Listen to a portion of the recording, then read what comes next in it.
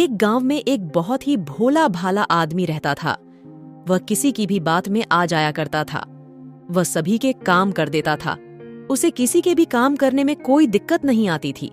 सभी लोग इस बात को जानते थे और उसका फायदा उठाने के लिए हमेशा तैयार रहते थे। जब भी वह किसी को दिख जाता था, सभी सोचते थे कि यह मेरे पास आ जाए, मैं इससे बहुत सारा काम लूंगा, और बहुत से लोग उससे काम ले लिया करते थे। उसका जीवन ऐसे ही बीत रहा था। वह हमेशा भगवान की पूजा पर बहुत ध्यान लगाता था। वह जब भी मंदिर जाया करता था, भगवान को बहुत ही ज्यादा मानता था। उसकी भक्ति में हमेशा डूबा रहता था। एक दिन किसी आदमी ने उस पर चोरी का आरोप लगा दिया और कहने लगा कि यही वह आदमी है जो मेरे घर में आया था और उसने हमारे घर में चोरी कर ली है। सभी लोग उसी आदमी की बात पर ध्यान दे रहे थे। वह जानते थे कि यह आदमी सच बोल रहा होगा। उस भले आदमी के बारे में किसी का भी ध्यान नहीं था। वह यह सोच रहे थे सभी की वह आदमी चोरी कर सकता है।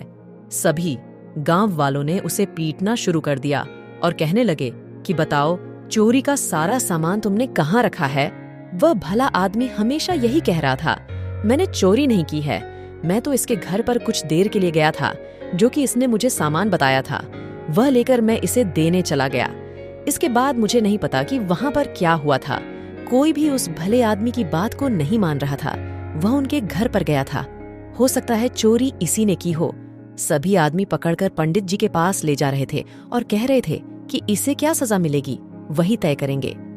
जब पंडित जी को यह बात मालूम हुई तो वह कहने लगी, है भला आदमी चोरी नहीं कर सकता? ये बहुत ही अच्छा इंसान है। कोई भी इस बात को नहीं मान रहा था। तभी अचानक ही बहुत तेज बारिश शुरू हो गई। सभी लोग बारिश से बचने के लिए मंदिर के अंदर खड़े हो गए।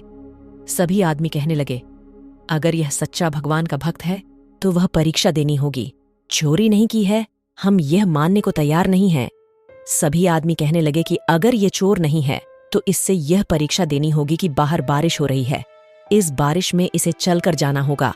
अगर इसको एक भी बूंद नहीं छुएगी तो हम मान लेंगे कि यह सच्चा है और इसने चोरी नहीं की है।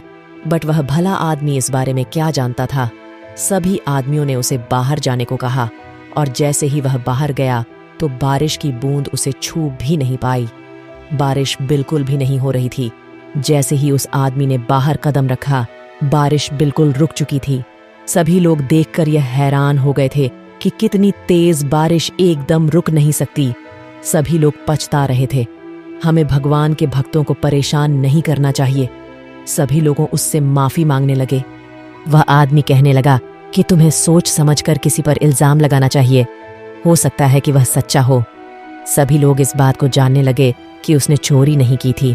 हमें भी यह बात याद रखनी चाहिए कि अपने जीवन में कि अगर हमसे कोई गलती हो जाती है तो हमें उसका पूरा पता लगाना चाहिए, तभी सजा देनी चाहिए। अगर आपको यह जीवन की सच्ची कहानी, साची कहानी, स्टोरी इन हिंदी पसंद आई है तो आप इसे जरूर शेयर करें और कमेंट करें।